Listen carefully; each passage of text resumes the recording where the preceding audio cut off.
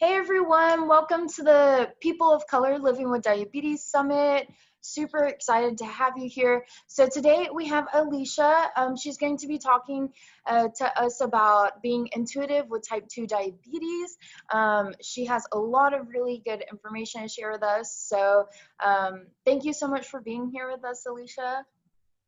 Thank you for having me. Yeah, for sure. Okay, so you can take it away whenever you're ready. Okay, so as Casey just mentioned, today's presentation is all about being intuitive with type 2 diabetes. So I'm so grateful for the People of Color Living with Diabetes Summit for inviting me, and I'm really excited to dig in.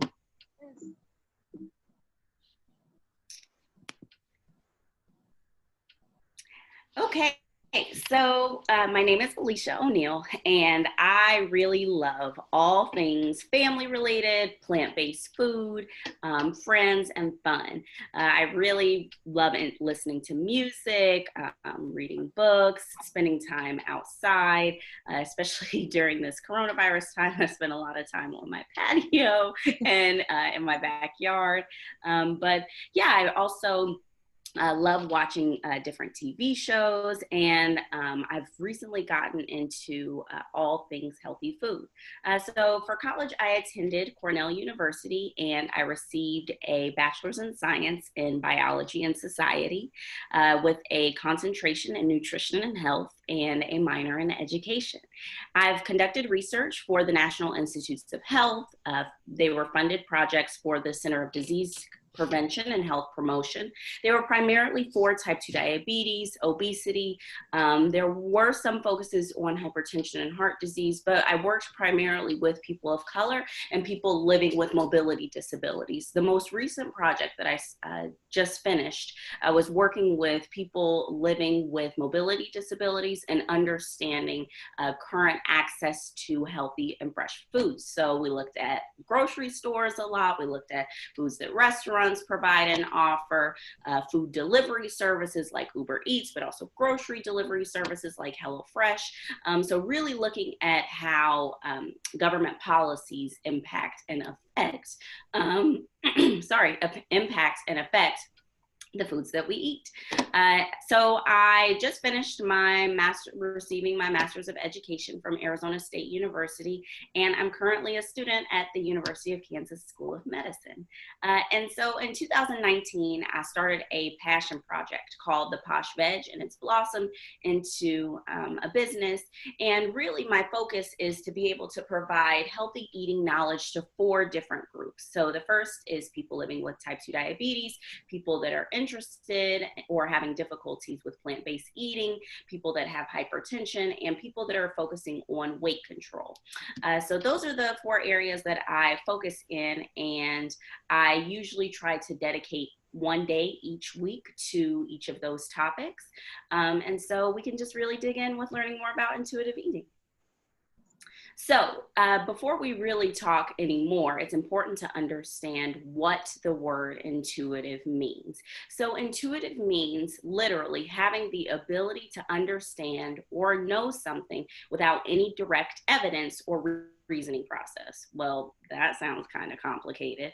So let's break it down. So first, it's having the ability to understand. Well, most of us have the ability to understand and know things without any direct evidence. So that becomes the tricky part. So usually when we're working to understand something, we look at books, we look at documentaries, we look at TV shows, we look at different websites that we know are really good, but the beauty of being intuitive has to do with what is within. And so being intuitive has to do, especially with eating, has to do with being mindful of yourself. So nobody can really tell you or explain or give you direction into what it is that you're feeling and experiencing inside.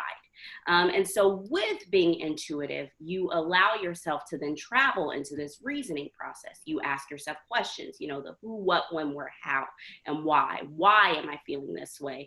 Who is impacting the things that I think about when it comes to eating and my type 2 diabetes? Why am I starting to feel this way? Are my levels low? Have I eaten what I needed to eat today? Have I been consuming too much sugar? Have I been consuming and increasing my carb intake, which is and then turning into sugars. So really intuitive. The beauty of being intuitive is that you really allow for yourself to understand how unique you are as a person. So let's dig into this. So the value of being intuitive with your type 2 diabetes, you have more energy. So when you are thinking about why am I feeling this way, you're able to figure out what foods you need to eat so that you can add more energy for your day. If you have more energy, you're able to focus on what you need to focus on. When it comes to more energy, when the main thing that I usually suggest for people to do is think about how much sleep you're getting, right? We all have really dynamic days. We're all focusing on a lot of different things and a lot of different information, but you're unable to have the energy that you need if you don't do two things: if you don't sleep well and if you don't eat well. And so being intuitive with your type 2 diabetes, it's really important, more specifically, because your body is undergoing a lot of change and it's enduring a lot of processes consistently. And so allowing your body the time it needs to rest is almost more important than people that aren't living with type 2 diabetes. So when you're being intuitive, you're also able to focus more. So you're able to have more energy throughout the day. You're not having to worry about that dizziness or those headaches or feeling like you're almost close to fainting, or as if you don't have the things that you need to process and function throughout the day, like your vision is not necessarily as focused as you would like it. So when you're intuitive and when you're really in tune with yourself, you're able to focus more literally on the things that you need to. You can think more clearly. You're able to focus on how you need to proceed throughout your day. Also, you'll have more free time. If you're not necessarily, having to worry about the ups and downs and all of the twists and turns that a lot of people experience when they're first figuring out how to manage their type 2 diabetes, you're able to allocate more free time to doing things that you truly love and enjoy, like spending time with your family and friends, spending time watching movies, spending time experiencing the outdoors, cooking more meals that you like and enjoy. So that's why being intuitive with your type 2 diabetes is also really important and valuable. So you become more self-aware, right? If you're constantly asking yourself questions about how am I feeling? Am I really hungry? Have I checked my levels? Am I doing what I need to be doing in terms of what I'm eating and how I'm living and what I'm checking with my medication? You're able to be more self-aware. And when you're more self-aware, you become more aware of your surroundings as well, which is super important. You also become happier. If you're spending so much time or spending less time worrying about all of the semantics that come along with your type 2 diabetes, you'll truly be happier. You have more time, like I said, to focus on your family, to spend time with your grandchildren or children or your friends. And so I think that that's something that's really important too. I mean, we only have one life to live. And so if you spend your time more wisely, you work smarter and not harder by paying attention and being more self-aware, you're able to be happier. And finally, healthier, right?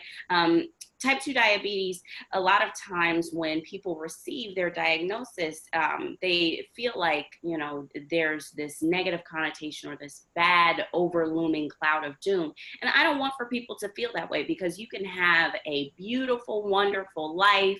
You can have awesome experiences. You can eat foods that you really enjoy. And when you're feeling healthier, you're not only will you be more self-aware of how you're feeling, but people will notice. Your family will be like, wow, mom, you have more energy than I ever thought. Your teachers and your friends, your grandchildren will notice that you have more energy to play with them. And when you're healthier, you increase your lifetime span. And we know as people of color, we're already more susceptible to type 2 diabetes, to hypertension, to asthma, to confounding diseases and chronic conditions that expound off of type 2 diabetes. So when you get your type 2 diabetes under control and you're able to manage your levels, you're able to focus on different things, that really helps you live a longer life. And so, really, why wouldn't somebody want to incorporate intuitive eating? But you might be saying, but Alicia, I just don't know how to be intuitive with my type 2 diabetes. Okay, so we have here what I call the life method. And I created the life method. It's not something that I found from any textbooks or any scholarly articles, but it is based on things that I have learned through my time in the industry and through my schooling. So what is the life method? So the life method involves 4 different things. You'll notice that, I don't know, for some reason, I always love the number 4. So it starts first with the letter L, your levels. So when you're living with type 2 diabetes, there are 2 critical levels that you have to be mindful of. First, it's your insulin, and then also your blood sugar levels. So secondly, we have individualism. I'll dig more into this, but I think it's really important to note that no one case of type 2 diabetes is the same. And so it's really important to be knowledgeable of yourself. Number 3, your feelings. So just like it's important for you to recognize how much individualism there is involved with type 2 diabetes, it's also really critical for you to understand how you as a person are feeling. And I know sometimes when you're busy with all the compounds in life, sometimes you forget to be aware of your feelings, but we'll dig more into that later. And then finally, with your eating, that's the last letter in life. You want to be aware of your eating. And a lot of times when you hear the term intuitive, it only is focused on eating, but you know that when you're living with type 2 diabetes, there's so much more than just your eating, although that is important and critical.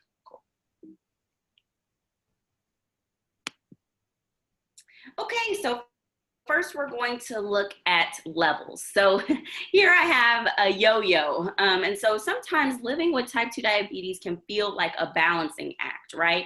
Oftentimes, the first time that you go into the doctor and they look at your triglycerides and they look at your blood glucose levels and they tell you your A1C, your hemoglobin A1C, sometimes it feels like, okay, wow, they just threw all of this information at me and now I have to figure out how to eat differently. I have to figure out how to incorporate exercise. I have to figure out how to read these levels, how to use instruments that I haven't really ever used before. And so it can feel like there's a lot being thrown at you. Luckily, there are a lot of helpful resources online.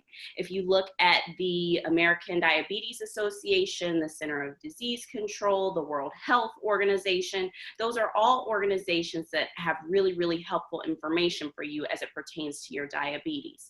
And so living with type 2 diabetes, as I mentioned, can sometimes feel like a balancing act. But when you're intuitive, you take things one step at a time. So you'll look at different aspects of your type 2 diabetes and look at where you feel like there are areas of improvement, and then look at where there are areas where you're currently excelling. Because I think that something really important that most people oftentimes forget to do is celebrate the little wins. You might not have your levels, at that perfect 100 yet, but you might have your levels at 145 when they used to be at 315. So I think that it's really important for you to consider, look at your progress that you're making. Look at how, things are slowly improving for you. Also making sure that you're looking at your fasting blood glucose levels. So when you wake up in the morning or before you eat another meal, it's really important for you to look at your fasting blood glucose levels, because those give you a lot of hints and information and knowledge about what you need to be doing, or maybe how you can be shifting your diet. So also checking those levels before you sleep, and then also looking at the dawn effect. So the dawn effect is something it's a term that's been coined, not necessarily quite recently, but has come into conversation with people living with type 2 diabetes more recently.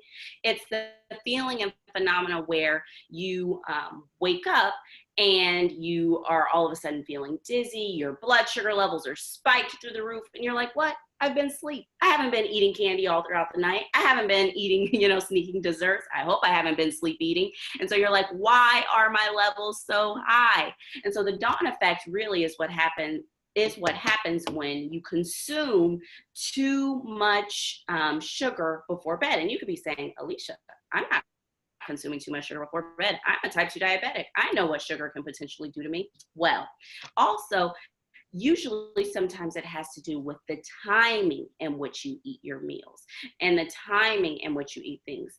A few things that you can do in order to diminish the dawn effects could be if you're hungry. So a lot of people will tell you, and I love food, so I'm never going to tell anybody to starve themselves or not eat food. So if you are hungry in the evening time, instead of eating some of those more hearty snacks that we think of that might turn into sugars and cause for your blood sugar levels to spike throughout the night and then show in your morning readings, I suggest eating water-based snacks. Consuming celery, cucumbers. If you must have something a little sweet, you can enjoy a little watermelon, but that really should help curb the intensity and the rise in those levels. Also, having a walk or doing a little bit of activity after your final meal of the day, maybe just simply 30 minutes, can really help make a big, big difference. Okay, so I mentioned this before, the importance of individualism, right? So nobody knows your body like you know your body. And so this is something that a lot of people have come under recent criticism about. There have been, I'm sure you've seen them across social media, people advocating, saying, this is the only way to reverse your type 2 diabetes. This is the only way that you can live and thrive while you're living with type 2 diabetes. And that's simply not true. A little bit later, I'll go through and explain and address two of the current bad phenomena with that people with type 2 diabetes have used, and they've found them to be successful for them, but not everybody is going to be that way. And so when you're being intuitive with your type 2 diabetes, remember again, you're asking yourself those questions. What messages am I receiving from other people? And are those messages actually ones that are beneficial for me?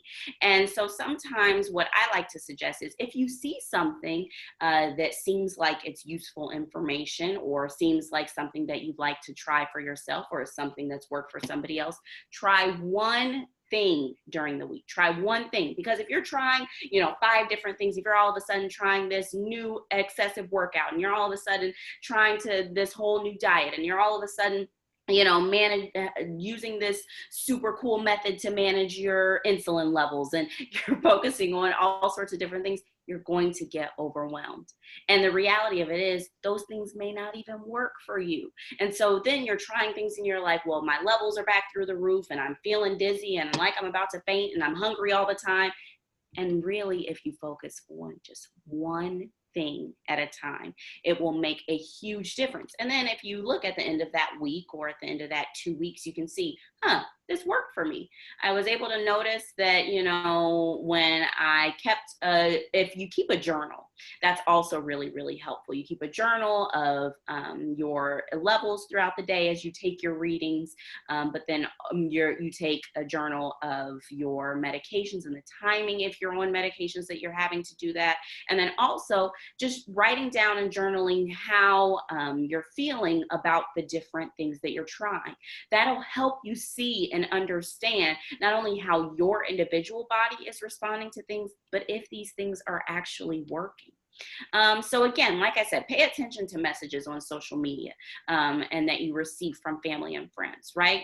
And so honestly, there's a lot of different methods that I referenced before, a lot of different information that's flowing at you. And social media is a beautiful thing because it allows the opportunity for us to connect and communicate with people across difference that we weren't already connected with. We can find out cool things and information that we really didn't have access to before. But social media can also be damaging in a way when you're living with type 2 diabetes, because it can make you feel like people are excelling in a lot of different areas and they're making a lot of progress and their levels are hitting exactly how they're supposed to and they're living freely and maybe they're managing their weight or losing weight, and it just feels like you're kind of lost in the chaos and confusion. And so pay attention to those messages that people are sending on social media and that you're reading and that you're absorbing, whether that's through Facebook or Instagram, and then also the information that you receive from family, friends, or other people living with type 2 diabetes. Because as I mentioned before, no one case is the same. And so only by trial and error and really learning your body, which is why we focus on being intuitive, can you truly learn what methods work for you. And lastly, that just brings me into being patient with yourself. It's so essential to be patient with yourself when you're living with and trying to address your type 2 diabetes. Yes, at a certain point, people can say your life depends on it. Yes, you want to live long. Yes, you want to feel better. Yes, you want to know what's right. But just be patient with yourself. You'll be able to figure things out. And that's, another thing that ties into being intuitive. And so that has to do with your feelings. So it should be, okay, perfect. So here we have the heart monitor, and we know that the heart is really the representation of our feeling center. So check in with yourself every day. How you felt yesterday may genuinely not be the way that you feel today. How you felt 45 minutes ago may not be the way that you're feeling right now. We are living through a pandemic currently, in all honesty, and you're living with type 2 diabetes or you're pre-diabetic, and you're trying to learn how and balance a lot of different things in your life. And so checking in with your feelings, again, that's what's important about being intuitive. Checking in with how you're feeling and what you're experiencing. If you're happy, if you're sad, if you're frustrated, if you're angry, if you're kind of confused, just being able to recognize when you're confused and you don't have the knowledge and information that you need, that's also super, super critical. So I like to use a 1 to 10 scale to rate yourself. And I'm not talking about beauty and looks. I'm talking about your internal feelings. So, am I feeling like a level 1, I like to say is, I need some serious help and personal intervention. Whereas a level 10 is, I'm walking on sunshine. I am feeling like I can conquer and accomplish anything. Everything is going in my favor. I don't know what it is, but I'm just feeling so good. So ranking yourself on those levels, and nothing is wrong with being a level 1 or a level 10, but ranking yourself on those levels and on that spectrum can again help you really be aware of your feelings. Who is impacting how I'm feeling? What has made me feel this way? And this is both internally as in your emotions, but also literally as in how your body is feeling. Do I have the shakes? Am I trying to get my balance under control? How are my feet feeling? How are my hands feeling? Check in with yourself, like check in with your physical self, but then also check in with your emotional self too. So there's 2 important things to look at and acknowledge here with your feelings. There's hunger cues and fullness cues. And with being intuitive with your type 2 diabetes and intuitive eating, that's really critical because hunger cues are things like, you're feeling something as simple as your tummy is rumbling. You notice that you haven't eaten in a few hours, so you feel hungry, to you're feeling nauseous, you feel like you have the shakes, you feel like you're feeling dizzy or faint, your vision is blurry. Those are really, really blaring alert hunger cues. And then fullness cues are you feel full, like you feel like your stomach is about to burst. You're like, I'm not really that hungry. I know it's time for me to eat, but I'm not necessarily feeling that hungry. How should I address this? So it's really, a matter of focusing on what you as a person are feeling and needing. Okay, so there are 19.8 grams of sugar in the average bowl of cereal. And I am somebody that loves cereal just as much as the next person. I really like the Post Great Grain cereal with the dried fruit and I think there's a little powdered sugar. But when you're living with type 2 diabetes, that can be very dangerous. You have to be very aware of all the things that you're eating. And one thing that I like to draw people's attention to is the amount of sugar in the average bowl of cereal. And I bring this up for people, not just people that are living with type 2 diabetes, but also people that are focusing on addressing weight control and people that are addressing hypertension and other things as well. So there are 19.8 grams of sugar in the average bowl of cereal. And so men without type 2 diabetes are only supposed to eat 36 grams and women 25 grams. So for men without type 2 diabetes, just one bowl of cereal is more than half of the amount of sugar that you're supposed to eat in the entire day. And for women, it's 3/4 or 4/5. And so that's a huge amount of sugar in one bowl of cereal. And so you need to be aware of how much you're consuming with sugar because, as a type 2 diabetic, your sugar levels are super, super, super important to be aware of. And so something else, with type 2 diabetes and your consumption of cereal is also the carbs, the carbohydrates that are in cereal. Carbohydrates, usually your body processes them in a similar way that your body processes glucose and sugars. So a lot of carbohydrates, a lot of sugars cause those levels to go through the roof, all the way just after you've eaten your first meal of the day. So it's really, really important to be literally aware of what is going into your mouth. So talking about eating. And I know that most of you are probably aware of, there was this huge push, I think maybe in the mid 2000s, about eat this, not that. And it was this book that told you basically all of these things that you should eat versus what you shouldn't eat. There are a lot of opinions about what people with type 2 diabetes should eat and shouldn't eat, but really it makes a difference what you think you should eat. And not always what you want to eat, but what you feel you should eat. So breakfast actually is, and I stand by this, the most important meal of the day for people living with type 2 diabetes. Because of this, like I mentioned before, the way that you start your day can really spike those levels. It can impact your productivity levels, how you're feeling, what you're thinking, what you're able to focus on. And so having a really balanced breakfast can really help take the day in the right direction. Choose your snacks wisely. Anybody is able to consume fruit. I know there's a lot of push out there for people with type 2 diabetes not to eat and consume fruit, but you have to choose wisely, right? Probably eating tons and tons of fruit is not the best idea or situation, but you can enjoy some, right? And choosing your snacks wisely, making sure that they're protein packed, making sure that you're eating your vegetables that you need, that you're consuming enough fiber, all incredibly important. So family temptations with eating can be difficult, especially when you're living with type 2 diabetes, right? Your family is eating one thing, you're supposed to prepare your meals for your spouse or for your children or for people that you live with, or you're depending on somebody to make and prepare meals for you. But think of this as a new lifestyle, right? Don't think of this as, oh, I'm being sentenced to having to, change everything about me and now I can't eat the things that I love. We'll learn to love new things and still incorporate some of the old things that you love, but just in moderation.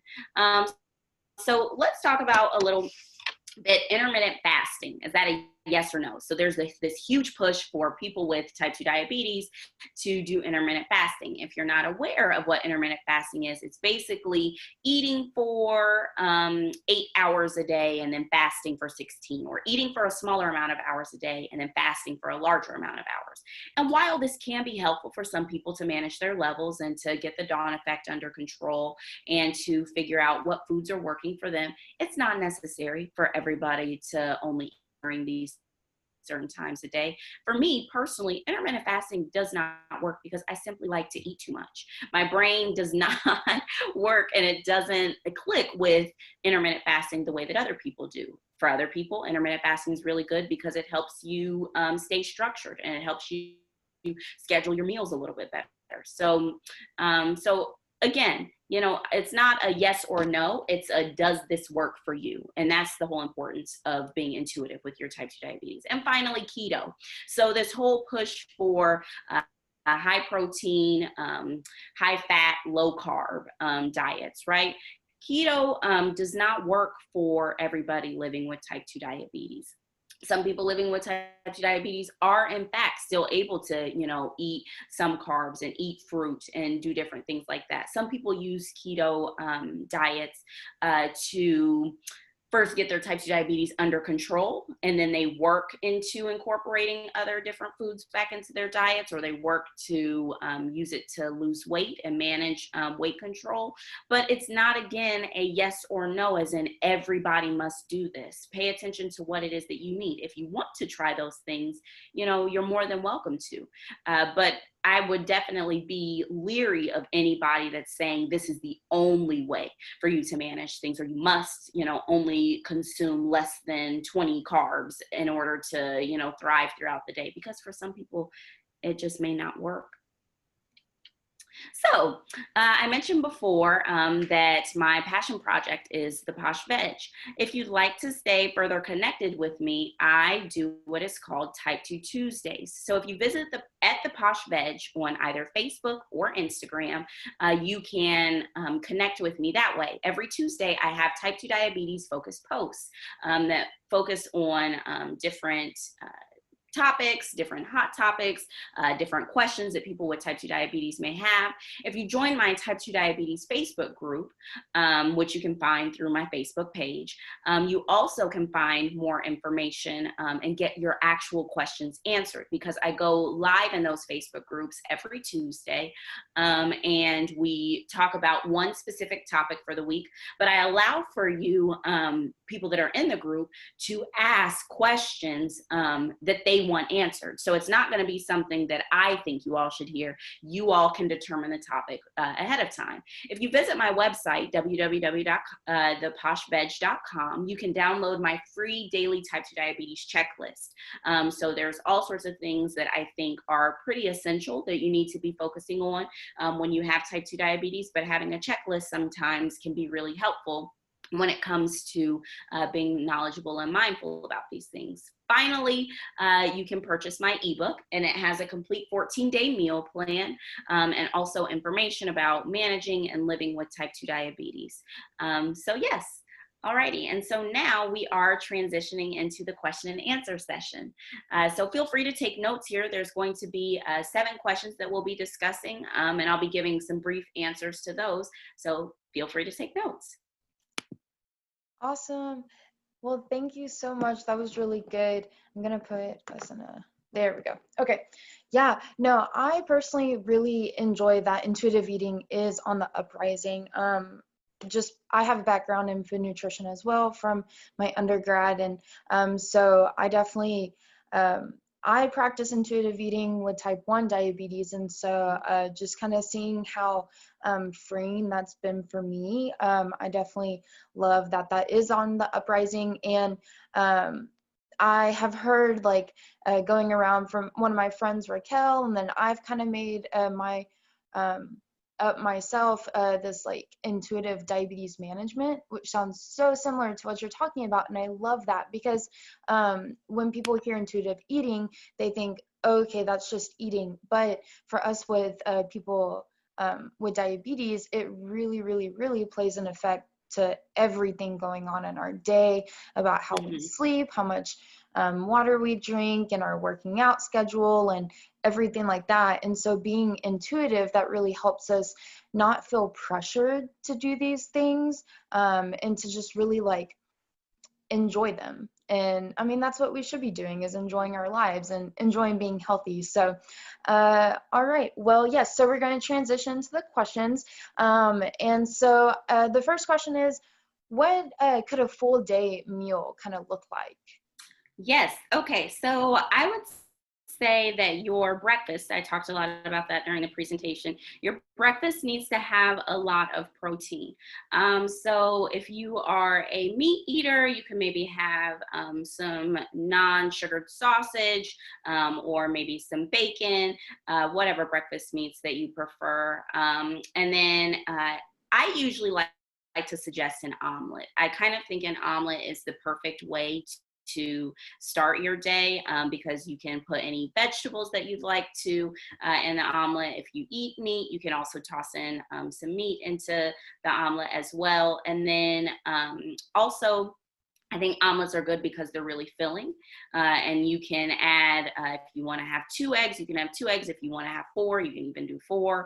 And so it's something that you can have, but your total caloric intake won't be really damaged by it, and neither will your sugars.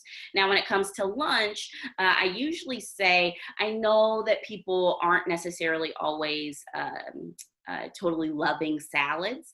But I think that a salad is a good thing to eat during lunchtime, but something that I would suggest, I usually, again, go in 4s. So you can have 1 protein, you can have 1 protein and 3 toppings. Now, if you'd like to have cheese, or if you'd like to have, different nuts, or you can have as many vegetables as you'd like. But when it comes to those additives, like the cheese, the nuts, the, salad dressing, all those things like that, stick to, 3 max. I think that will really help you. There are a lot of beautiful salad recipes that you can do and you can enjoy. If you'd like to incorporate grains into your salads, I usually suggest quinoa is a really good option. And so, yeah. And then for dinner, again, bring in the protein. So if you aren't plant-based, something that I really would suggest is having a piece of meat. And then also, so maybe like chicken breast, and then also having some green vegetable. Green vegetables are really important. So having a green vegetable. And then also, if you'd like to incorporate some grains, that's totally fine if you want to have a little bit of rice. But what I would suggest is having that be the smallest amount. Usually what we do is we have a lot of rice or a lot of potatoes, a lot of meat, and a little bit of veggies. But you need to shift your balance to where it's a lot more veggies, a lot more meat, and then a little bit of those grains. And then for your snacks, definitely you can enjoy some nuts. You can enjoy some fruit. Berries is always a good option, but just again, watch those sugars and how much you're intaking. And then again, as I suggested throughout the evening, if it gets really late, feel free to have a water-based snack. So like carrots, celery, cucumber, zucchini, all sorts of things like that. Okay. And I love during the presentation you brought up cereal, because honestly, that is so sneaky. And I grew up eating cereal and I love cereal, but it's so hard to manage because it spikes you up immediately. And with having a CGM, like a continuous glucose monitor, you really get to see that. And so, yeah, cereal is definitely a sneaky little one. Okay. So is exercise really necessary, and how can it really help someone reach their health goals? So, personally, I mentioned a lot about being intuitive with your type 2 diabetes and intuitive eating. And I think it's also really important to acknowledge your strong points and weak points. And I am definitely somebody that is much more willing to eat healthier than I am to exercise, but exercise is 100% important. And exercise doesn't have to be, going to the gym and lifting weights or running 5 miles or doing things like that. It can just simply be being active. If you have kids or if you have grandchildren, playing outside with them is a great thing that you can do. Going for an evening walk or a morning walk is really good. Going for a swim class. I know that right now we're living in COVID-19 times, but a lot of gyms have low impact classes, and low impact classes can be really good to get your heart pumping, to get your glands working, to get you, sweating a little bit. So exercise is 100% important.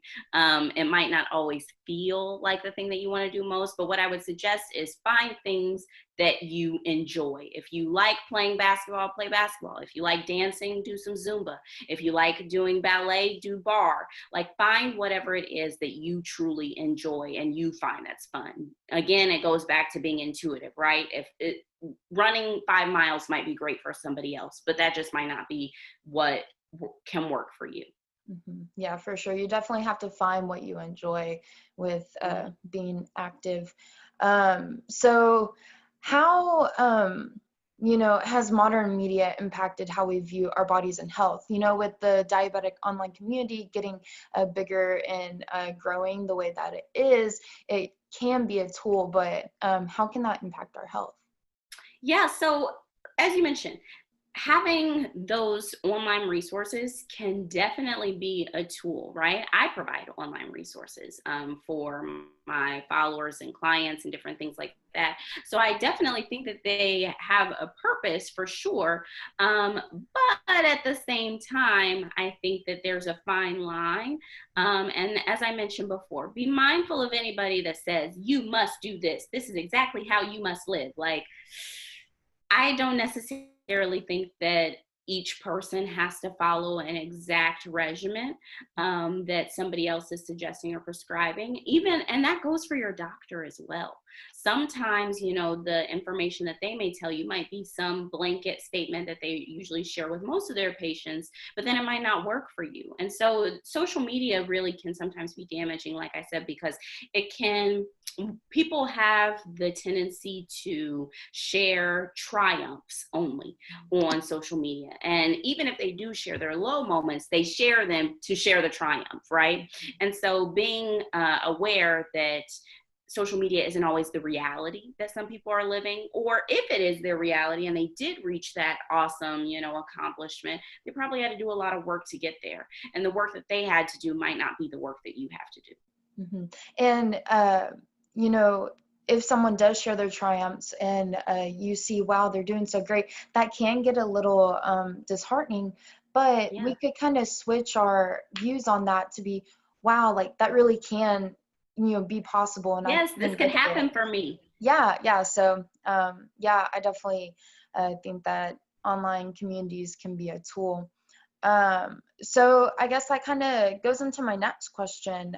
How can you kind of figure out who you can rely on, the internet? Yes. So I mentioned before that it's really important to pay attention who you're receiving information from. Sometimes it is helpful to receive information from people that are living with type 2 diabetes or are experiencing it. But I would say look to see what health learning or health knowledge people have.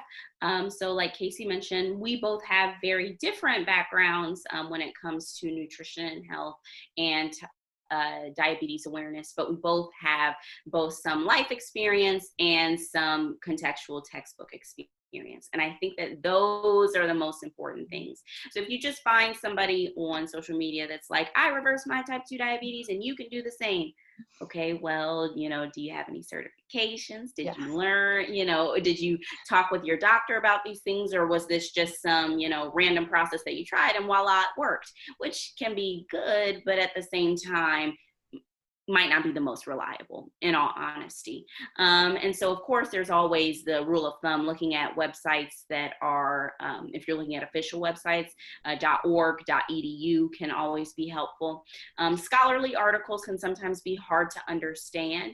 There are a lot of dietitians, sometimes they're covered with your health insurance if you have insurance. But if not, there's also healthy eating and lifestyle coaches that can be really helpful, but sometimes their services are really expensive too, in all honesty.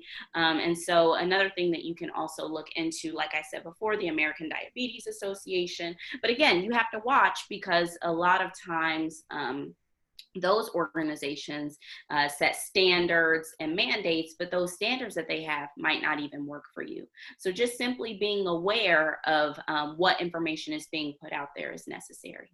Yeah, for sure. So like you stated before, we both have some kind of textbook background on nutrition. Well, what if I didn't? How can I be intuitive with my eating if I really don't know where to start with healthy eating? Perfect. So again, luckily, we are now in a day and age where there's so much information and knowledge out there to start eating and living in a healthy way. Simply Googling top 10 ways to live a healthy life, right? Like I said before, you have to be a little leery and mindful of all of the information that you absorb. And two, you have to be mindful and aware of information that is just healthy eating for anybody and healthy eating for people that are living with type 2 diabetes, because there is a difference. And, there is different adjustments that people have to make.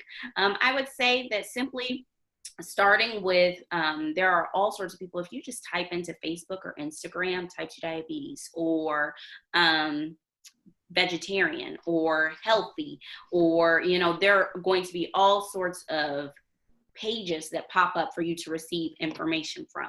Now, like I said, you might want to also Google books on type 2 diabetes, books on how to eat a healthy meal, or prepare a healthy meal, or how to meal prep. And I have resources with the Posh Veg about all of those things if you're interested. But yes. Okay, well, that's good to know. So I'm convinced. How do I start right now? Yes. So like I said, starting right now, simply if you got off of this video and then typed into Google how to start living healthy with type 2 diabetes today, information will pop up. And like I said, I have the checklist with the Posh Veg. It's the top 8 things. I think it's a 8 checklist where you can go through each day and make sure that you're following those different steps. But like I said, I'm only one person, and there's many, many, many, many people that exist out there, some of which you should listen to and some of which you shouldn't. But if you just start with using the resources, you don't have to leave your house. You don't really have to talk to your doctor right away if it's not time for your typical 3-month check-in. But also, if you're able to and you have insurance, maybe you could look into finding a dietitian. If you have the financial wiggle room, you could look into finding a healthy eating and lifestyle coach, because sometimes they can help walk you through the exact steps that you need to address. Joining communities of people, right, that are also trying to live healthily and address their type 2 diabetes can also be really helpful too, so that you realize you're not alone. I think that that's something that's so important for you to acknowledge. Yeah. So just the first steps, kind of reach out to people and see what resources are out there. So I feel like there's a lot, different diets people try and stuff like that, and they're not sustainable. How do I keep this going? Yeah. So the main thing that I like to suggest is, and I talked about this a little bit during the presentation, is focusing on one thing, one main overarching goal that you want to try and address for the week, and keeping a journal. Because if you think about it, it takes 21 days to form a positive habit, and it takes 60 days for that habit to be finalized and rooted really well and established into your everyday routine. So if you take one thing each week that you're going to try and address, and if you find that one thing and it works for you, say maybe I'll go for 2 weeks, and maybe I'll go for 3 weeks. And before you know it, you will have far surpassed the 21 days and likely pushed yourself into the 60 days.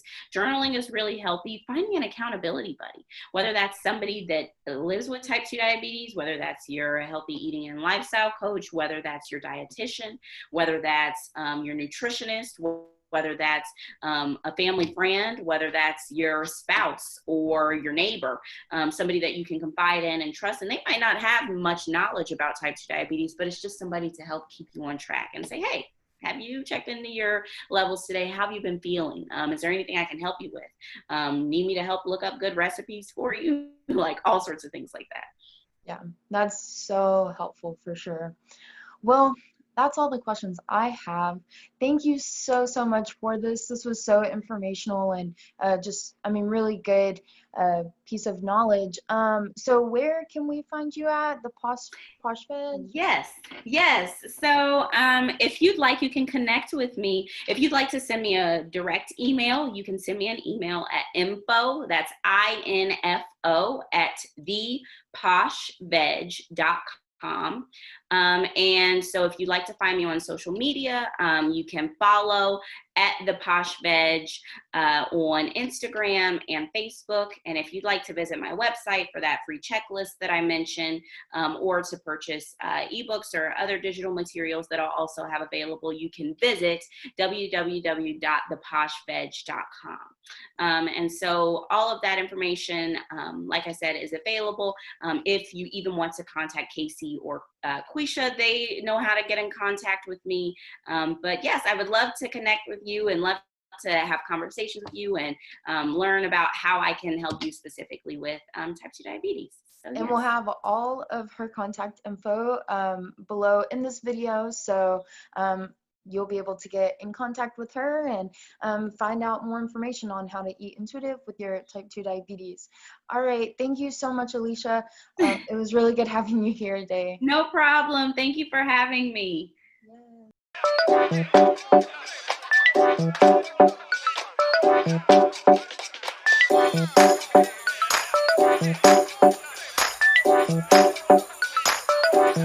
Yeah.